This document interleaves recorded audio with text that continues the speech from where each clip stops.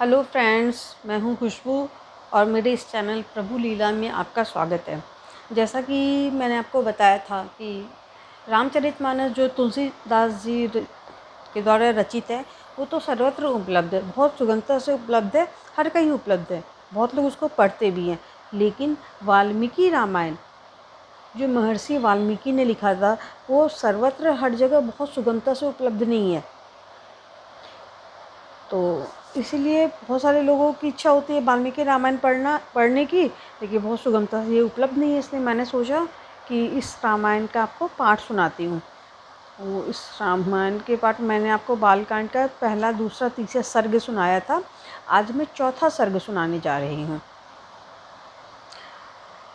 ये है महर्षि वाल्मीकि का 24,000 श्लोकों से युक्त रामायण काव्य का निर्माण करके उसे लव कुश को पढ़ाना, मुनि मंडली में रामायण गान करके लव कुश और कुश का प्रशंसित होना तथा अयोध्या में श्री राम द्वारा सम्मानित हो उन दोनों का राम दरबार में रामायण गान सुनाना।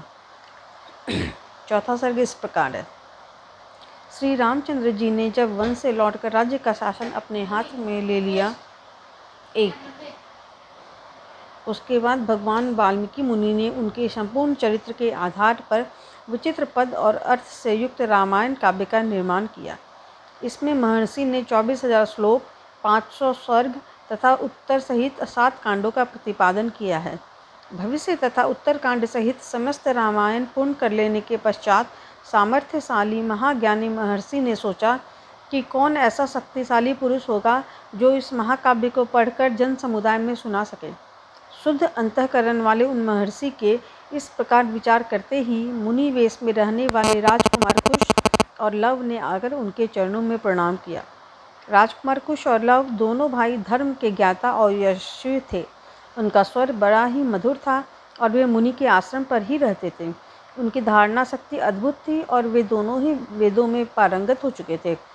भगवान वाल्मीकि ने उनकी ओर देखा और उन्हें सुयोग्य समझकर उत्तम व्रत का पालन करने वाले उन महर्षि ने वेदार्थ का विस्तार के साथ ज्ञान कराने के लिए उन्हें सीता के चरित्र से युक्त संपूर्ण रामायण नामक महाकाव्य का, जिसका दूसरा नाम पौलस्त्य वध अथवा दशानन वध था, अध्ययन कराया। वह महाकाव्य पढ़ने और गाने में भी मधुर, द्रुत, मधुर और विलंबित इन तीनों गतियों से अण्वित, षड्ज अथवा सातों स्वर से युक्त, वीणा बजाकर स्वर और ताल के साथ गाने योग्य तथा श्रृंगार, करुण, हास्य, रौद्र, भयानक तथा वीर आदि रसों से अनुप्राणित है। दोनों भाई कुश और लव उस महाकाव्य को पढ़कर उसका गान करने लगे। वे दोनों भाई गांधर्व विद्या के तत्वज्ञ, स्थान और मूर्छनों के जानकार, मधुर स्वर से संपन्न तथा गंधर्वों के समान मनोहर रूप वाले थे। सुंदर रूप और शुभ लक्षण उनकी सहज संपत्ति थे। वे दोनों भाई बड़े मधुर स्वर से वार्तालाप करते थे। जैसे बिंब से प्रतिबिंब प्रकट होते हैं, उसी प्रकार श्री राम के शरीर से उत्पन्न हुए वे दोनों राजकुमार दूसरे युगल श्री राम ही प्रतीत होते थे। वे दोनों राजपुत्र सब लोगों की प्रशंसा के पात्र थे। उन्होंने उस धर्मानुकूल उत्तम उपाख्यान में संपूर्ण काव्य को जिह्वाग्र कर लिया था और जब कभी ऋषियों, ब्राह्मणों तथा साधुओं का समागम होता था, उस समय उनके बीच में बैठकर वे दोनों तत्वज्ञ बालक एकाग्रचित्त हो रामायण का गान किया करते थे। एक दिन की बात है, बहुत से शुद्ध अंतःकरण वाले महर्षियों की मंडली एकत्र हुई थी। उसमें महान सौभाग्यशाली तथा समस्त शुभ लक्षणों से सुशोभित महामनस्वी कुश और लव भी उपस्थित थे। उन्होंने बीच सभा में उन महात्माओं के समीप बैठकर उस रामायण महाकाव्य का गान किया। उसे सुनकर सभी मुनियों के नेत्रों में आंसू भर आए और वे अत्यंत विस्मय विमुग्ध होकर उन्हें साधुवाद देने लगे। मुनि धर्मवत्सल तो होते ही हैं, वह धार्मिक उपाख्यान सुनकर उन सबके मन में बड़ी प्रसन्नता हुई। वे रामायण कथा के गायक कुमार कुश और लव की जो प्रशंसा के ही योग्य थे, इस प्रकार प्रशंसा करने लगे। अहो, इन बालकों के गीत में कितना माधुर्य है! श्लोकों की मधुरता तो और भी अद्भुत है।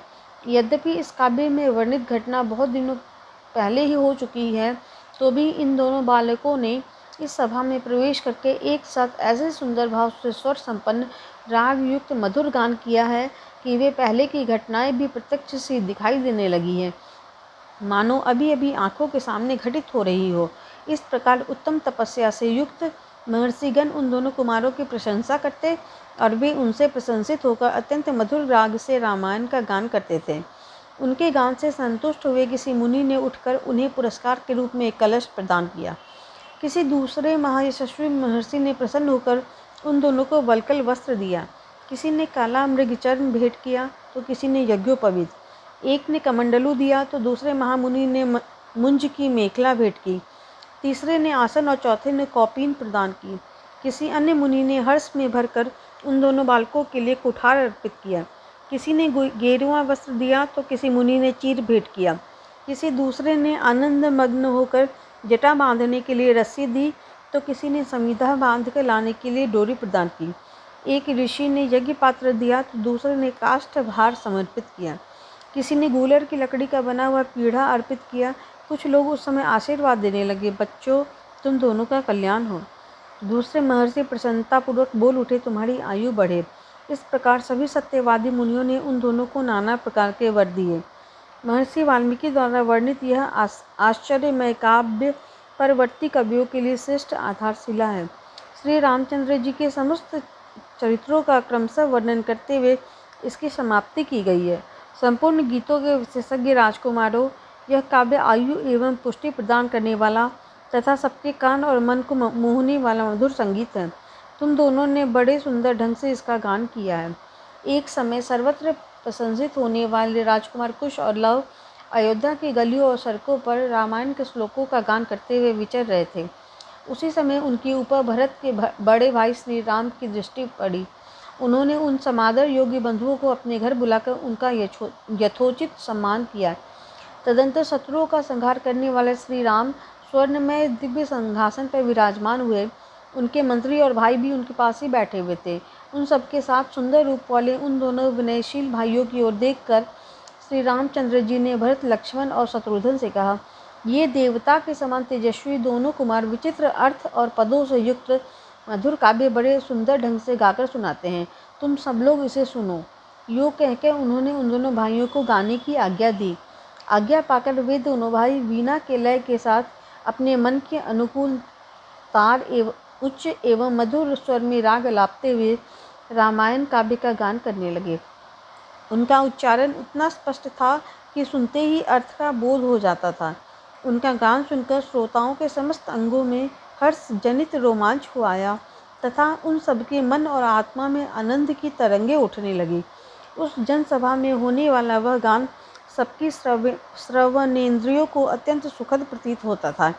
उस समय श्री राम ने अपने भाइयों का ध्यान आकृष्ट करते हुए कहा, ये दोनों कुमार मुनि होकर भी राजोचित लक्षणों से संपन्न हैं। संगीत में कुशल होने के साथ ही महान तपस्वी हैं। ये जिस चरित्र का प्रबंध काव्य का गान करते हैं वह शब्दार्थालंकार, उत्तम गुण एवं सुंदर रीति आदि से युक्त होने के कारण अत्यंत प्रभावशाली है। मेरे लिए भी अभ्युदय कारक है, ऐसा वृद्ध पुरुषों का कथन है। अतः तुम सब लोग ध्यान देकर इसे सुनो। तदंतर श्री राम की आज्ञा से प्रेरित हो वे दोनों भाई मार्ग विधान की रीति से रामायण का गान करने लगे। सभा में बैठे हुए श्री राम भी धीरे धीरे उनका गान सुनने में तन्मय हो गए। आशा है आपको मेरा ये वीडियो पसंद आया होगा। अगर ये पसंद आया हो तो प्लीज़ इसे लाइक, शेयर एंड सब्सक्राइब कीजिएगा। Thank you. Thanks for watching.